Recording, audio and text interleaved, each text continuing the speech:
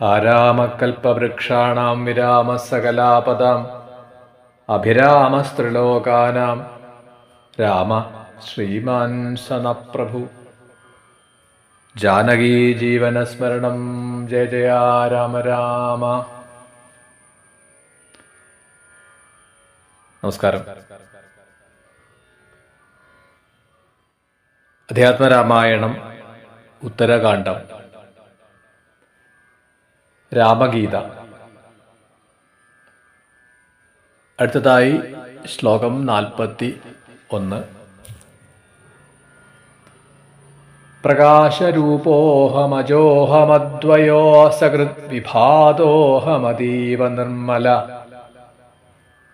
വിശുദ്ധവിജ്ഞാനഘനോ നിരാമയ സമ്പൂർണ്ണ ആനന്ദമയോഹമക്രിയ. ശ്ലോകം 42. സദൈവ മുക്തോഹമചിന്യ ശക്തിമാനതീന്ദ്രിയജ്ഞാനമവിക്രിയാത്മക അനന്തപാരോഹമഹർനിശംബുധൈർ വിഭാവിതോഹം ഹൃദി വേദവാദിഭി. ശ്ലോകം 43. ഏവം സദാത്മാനമഖണ്ഡിതാത്മന വിചാരമാണസ്യ വിശുദ്ധഭാവന ഹന്യാദവിദ്യാമചിരേണ കാരകൈ രസായനം യദ്വദുപാസിതം രുച. ശ്രീരാമൻ ലക്ഷ്മണനോടുള്ള ഉപദേശം തുടരുകയാണ്. ഒരുവന് ആത്മസാക്ഷാത്കാരം ലഭിച്ചാലും ആത്മസാക്ഷാത്കാരത്തിന് ശേഷവും ഒരു സാധകൻ എപ്പോഴും ഭാവന ചെയ്തുകൊണ്ടിരിക്കണം. ജനന മരണാദി സംസാരഭാവങ്ങളൊന്നുമില്ലാത്ത ചൈതന്യമയനായ ആത്മാവാണ് ഞാൻ. അത്യന്തം പ്രകാശമയനാണ്. എന്നിൽ നിന്ന് അന്യമായി ഒന്നും ഉണ്ടായിട്ടില്ല. എല്ലാം എന്നിലും ഞാൻ എല്ലാറ്റിലും വർത്തിക്കുന്നു. ഞാനല്ലാതെ മറ്റൊരു വസ്തു ഉണ്ടായിട്ടേയില്ല. ഞാൻ കേവലം അദ്വൈത സ്വരൂപനാണ്. അത്യന്ത നിർമ്മലനാണ് ഞാൻ. സത്വാദി ഗുണങ്ങളോ അവയുടെ വികാരങ്ങളോ എന്നിൽ അല്പം പോലും സ്ഫുരിച്ചിട്ടേയില്ല. വിശുദ്ധമായ ജ്ഞാനമാണ് എൻ്റെ സ്വരൂപം. അജ്ഞാനം എന്നെ സ്പർശിച്ചിട്ടേയില്ല. അതുകൊണ്ട് തന്നെ ഞാൻ എപ്പോഴും കൃതാർത്ഥനാണ്. എങ്ങും നിറഞ്ഞവനും പരിച്ഛേദമില്ലാത്തവനും സമ്പൂർണനും അനന്ത ഘനസ്വരൂപിയും കർമ്മങ്ങളും വാസനകളുമൊക്കെ അകന്ന നിർമ്മലസ്വരൂപിയാണ് ഞാൻ. ഒന്നിനും എന്നെ ബന്ധിക്കാൻ കഴിഞ്ഞിട്ടില്ല. സ്വതന്ത്രനും മുക്തനുമാണ് ഞാൻ. ഒന്നിനും എനിക്ക് എന്നെ ജയിക്കാൻ സാധിച്ചിട്ടില്ല. ഇന്ദ്രിയാതീതമായ പരമജ്ഞാനസ്വരൂപിയും നിർവികാരനും എപ്പോഴും മാറ്റമോ ഏറ്റക്കുറച്ചിലോ ഇല്ലാത്തവനുമാണ് ഞാൻ.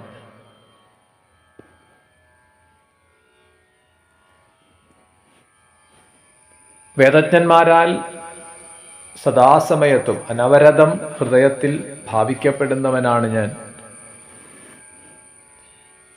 എന്നിങ്ങനെയെല്ലാം അഖണ്ഡ ആത്മസ്വരൂപത്തെ എപ്പോഴും ഇടതടവില്ലാതെ മുറിവില്ലാതെ അഖണ്ഡമായി ഭാവന ചെയ്തുകൊണ്ടിരിക്കണം.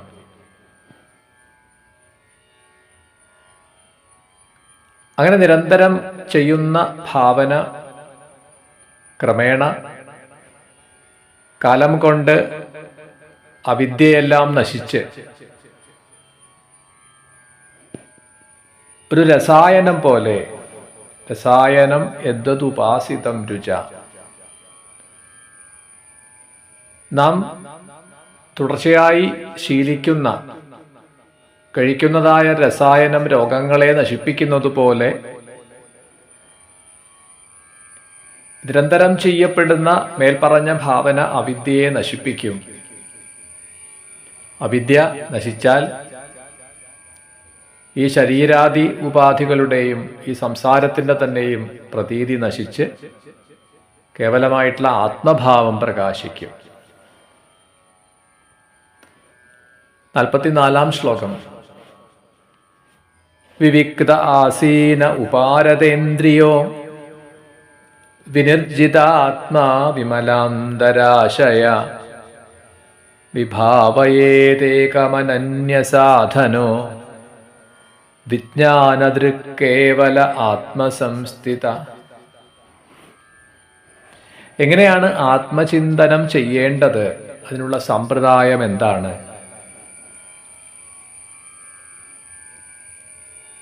വിജനമായൊരിടത്ത് ഇരിക്കുക. ആ ഇരിക്കുന്ന ഇടം, അതിൻ്റെ ചുറ്റുപാടുകളും സ്വസ്ഥമായിരിക്കണം. ദുർഗന്ധം വമിക്കുന്ന ഇടമാവരുത്. ക്ഷുദ്രജീവികളുടെ ശല്യമുള്ള ഇടമാവരുത്. എപ്പോഴും ജനങ്ങൾ ധാരാളം സഞ്ചരിക്കുന്ന ഒരു മാർഗത്തിന് സമീപത്തോ ഒന്നും ആവരുത്. വിജനമായിരിക്കണം. അങ്ങനെ ഏകാന്തത്തിൽ ചെന്നിരുന്ന് അവനവന് സ്വീകാര്യമായ സ്വസ്ഥമായി ഇരിക്കാൻ കഴിയുന്ന ഒരു യോഗാസനത്തെ സ്വീകരിച്ച്, അഥവാ ചമ്രം പിടിഞ്ഞിരുന്ന് ഏകാഗ്രതയോടുകൂടി ശരീരസ്ഥനെ സ്വസ്ഥമാക്കി വെച്ചു മനോബുദ്ധീന്ദ്രിയങ്ങളാകുന്ന കരണങ്ങളെ ദൃഢമായി നിയന്ത്രിച്ച് അന്ധകരണത്തെ ശുദ്ധമാക്കി മറ്റേ യാതൊരു ഉപകരണത്തിൻ്റെയും അപേക്ഷയില്ലാതെ കേവലം ജ്ഞാനദൃഷ്ടി മാത്രമായി ആത്മസ്വരൂപത്തെ ഉപാസിക്കണം. അത് സ്ഥിരമായി ദൃഢമായി ചെയ്യുമ്പോൾ കാലം കൊണ്ട് ആത്മഭാവം സ്ഫുരിക്കും. ശ്ലോകം 45. വിശ്വമ്യതേതൽ പരമാത്മദർശനം വിലാപയേതാത്മനി സർവകാരണേ പൂർണ്ണശ്ചിദാനന്ദമയോവതിഷ്ഠത്തെ ന വേദബാഹ്യം ന ച കിഞ്ചിദാന്തരം. ദൃഷ്ടമായിരിക്കുന്ന ഈ ജഗത്ത് പരമാത്മസ്വരൂപം തന്നെയാണ്. പരമാത്മാവിൽ നിന്ന് അന്യമായി മറ്റൊന്നും ഉണ്ടായിട്ടില്ല എന്നിങ്ങനെ ബോധിച്ച് ദൃഷ്ടജഗത്തിനെ മുഴുവൻ സർവകാരണമായ ആത്മാവിൽ ലയിപ്പിക്കണം. അനന്തരം ബാഹ്യമോ ആഭ്യന്തരമോ ആയ ഒന്നിൻ്റെയും സ്ഫുരണമില്ലാതെ തികച്ചും ചിദാനന്ദമയ ആത്മാവായി സ്ഥിതി ചെയ്യണം. അങ്ങനെയുള്ള ആ ഒരു സ്ഥിതി ദൃഢമായി കഴിയുമ്പോൾ മറ്റ് യാതൊന്നിൻ്റെയും പ്രതീതി ഇല്ലാതെയാവും. 46-ാം ശ്ലോകം. പൂർവം സമാധേരഖിലം വിചിന്തയേ ഓംകാരമാത്രം സചരാചരം ജഗൽ തദേവ വാച്യം പ്രണവോ ഹി വാചകോ വിഭാവ്യതയജ്ഞാനവശാൽ നബോധത. സമാധിയിൽ എപ്പോഴാണോ നമുക്ക് അനുഭൂതി ലഭിക്കുന്നത് അതുവരേക്കും ജഗത്തിനെ ഓംകാരമായി ബോധിക്കുക. ഈ ജഗത്ത് എന്നത് പ്രണവത്തിൻ്റെ വാച്യസ്വരൂപമാണ്. പ്രണവം എന്നത് ജഗത്തിൻ്റെ, ഓംകാരം എന്നത് ജഗത്തിൻ്റെ വാചകസ്വരൂപവുമാണ് എന്ന് ധരിക്കണം. എന്നാൽ സമാധിക്ക് ശേഷം ഈ ജഗത്തിൻ്റെ പ്രതീതി തന്നെ ഉണ്ടായിരിക്കില്ല. അജ്ഞാനം കൊണ്ടാണ് ഈ ജഗൽ പ്രതീതി അങ്കുരിക്കുകയും വളരുകയും ചെയ്യുന്നത്. ജ്ഞാനം പൂർണ്ണമാകുന്നതോടുകൂടി അത് ലയിക്കുകയും ചെയ്യും.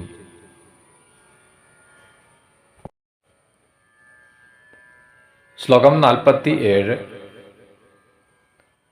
അകാരസപ്ഞ പുരുഷോ ഹി വിശ്വകോപ്യുകാര സ്തൈജസ ഉകാരക സ്തൈജസ ഈജ്യതേ ക്രമാൽ പ്രാജ്ഞോ മകാര പരിപഠ്യത്തെ അഖിലൈ സമാധിപൂർവം നതു തത്വതോ ഭവേൽ. എന്താണ് പ്രണവത്തിൻ്റെ അർത്ഥം, അഥവാ ഓംകാരത്തിൻ്റെ സാമാന്യമായിട്ടുള്ള അർത്ഥം എന്ത് എന്ന് ഇവിടെ ഒന്ന് വിസ്തരിക്കുകയാണ്. പ്രണവത്തിന് ആ, ഉ, മ എന്നിങ്ങനെ 3 അക്ഷരങ്ങളാണ് കൂടിച്ചേർന്നിട്ടുള്ളത്. ഈ അകാര, ഉകാര, മകാരങ്ങൾ ജീവന്റെ 3 സ്വരൂപങ്ങളുടെ വാചകങ്ങളാണ്. രാമായണത്തിൻ്റെ അധ്യാത്മ താത്പര്യത്തെ കേൾക്കുമ്പോൾ നമുക്ക് അവിടെ ഇത് ബോധിപ്പിച്ചു തരുന്നുണ്ട്. അധ്യാത്മരാമായണം ബാലകാണ്ഡത്തിൽ, അല്ലെങ്കിൽ രാമായണത്തിൻ്റെ തുടക്കത്തിൽ ശ്രീരാമഹൃദയം, ശ്രീരാമനും സീതാദേവിയും, ഹനുമാന് എന്താണ് രാമതത്വം, എന്താണ് സീതാതത്വം എന്നതിനെ ഉപദേശിച്ചു കൊടുക്കവേ പറയുന്നുണ്ട്. ജാഗ്രത അവസ്ഥയിൽ ജീവൻ സ്ഥൂല ശരീരത്തെ അഭിമാനിച്ചും സ്ഥൂല പ്രപഞ്ചത്തിൽ സത്വ ബുദ്ധിയെ വളർത്തിയും സ്ഥൂലേന്ദ്രിയങ്ങളെ കൊണ്ട് സ്ഥൂല വിഷയങ്ങളെ അനുഭവിച്ചു സുഖിയും ദുഃഖിയുമായിരിക്കുന്ന ആ ജീവസ്വരൂപത്തിൻ്റെ പേരാണ് വിശ്വൻ. ആ പ്രസ്തുത വിശ്വന്റെ വാചകമാണ് പ്രണവത്തിലെ ആദ്യ അക്ഷരമായിട്ടുള്ള അകാരം. സ്വപ്നാവസ്ഥയിൽ സൂക്ഷ്മ ശരീരത്തിൽ അഭിമാനിച്ച് സൂക്ഷ്മേന്ദ്രിയങ്ങളെ കൊണ്ട് സൂക്ഷ്മ വിഷയങ്ങളെ ഭുജിക്കുന്ന അതേ ജീവന്റെ തന്നെ പേരാണ് തൈജസൻ.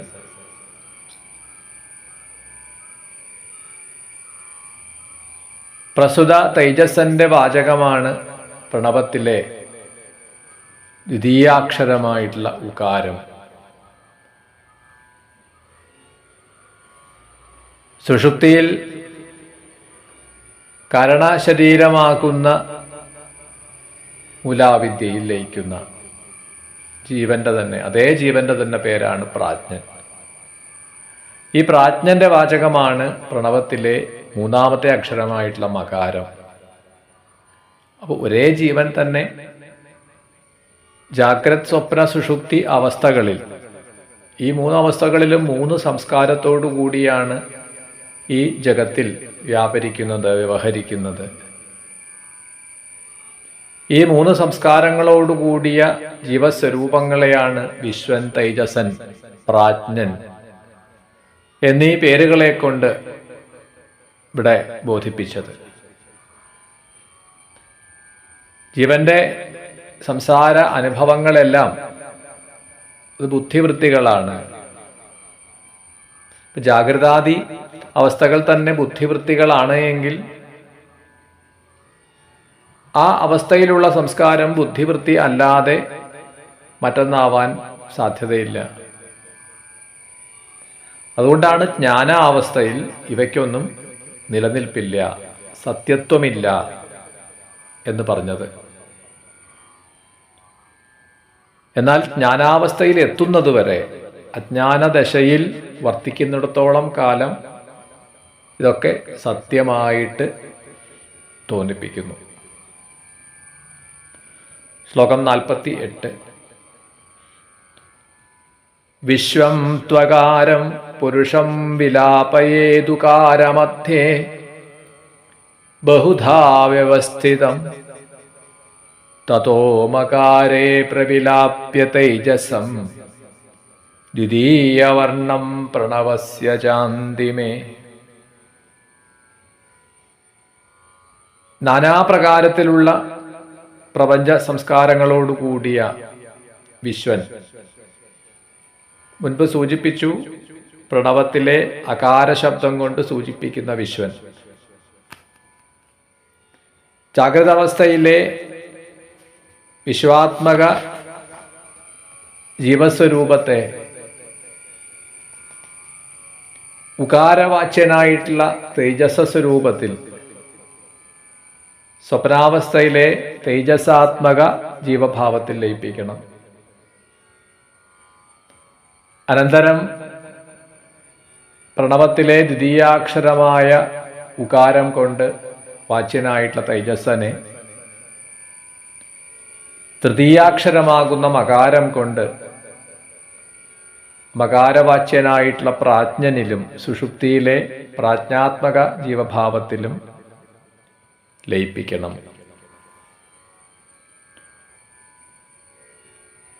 ശ്ലോകം 49.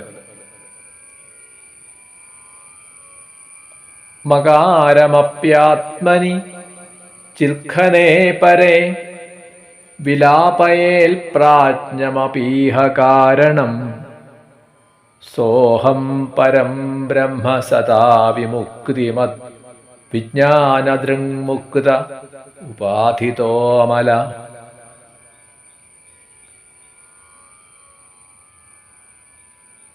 അതിനുശേഷം മകാരവാച്യനായ ആ പ്രാജ്ഞസ്വരൂപത്തെ ചിദാനന്ദ സ്വരൂപമായിട്ടുള്ള പരമാത്മാവിൽ ലയിപ്പിക്കുക. അതിനെ തുടർന്ന് സർവോപാധി വിനിർമുക്തമായി സച്ചിദാനന്ദ ഘനസ്വരൂപമായ ആ സാക്ഷാത് പരമാത്മാവ് തന്നെ, പരബ്രഹ്മമാണ് ഞാൻ എന്ന ഭാവനയെ ഉറപ്പിക്കണം. ജാഗ്രതാദി അവസ്ഥകളുടെയോ അത് ആ സമയത്ത് അതിൽ കൂടി പ്രതിഫലിക്കുന്ന ഈ സ്ഥൂല പ്രപഞ്ച വസ്തുക്കളുടെയോ പ്രതീതി പോലും ഉണ്ടാവാൻ ഇടവരരുത്. ശ്ലോകം 50. ഏവം സദാ ജാതപരാത്മഭാവന സ്വാനന്ദതുഷ്ട പരിവിസ്മൃതാഖില ആസ്തേ സനിത്യാത്മസുഖപ്രകാശക സാക്ഷാത് വിമുക്തോ അചലവാരി സിന്ധവൽ.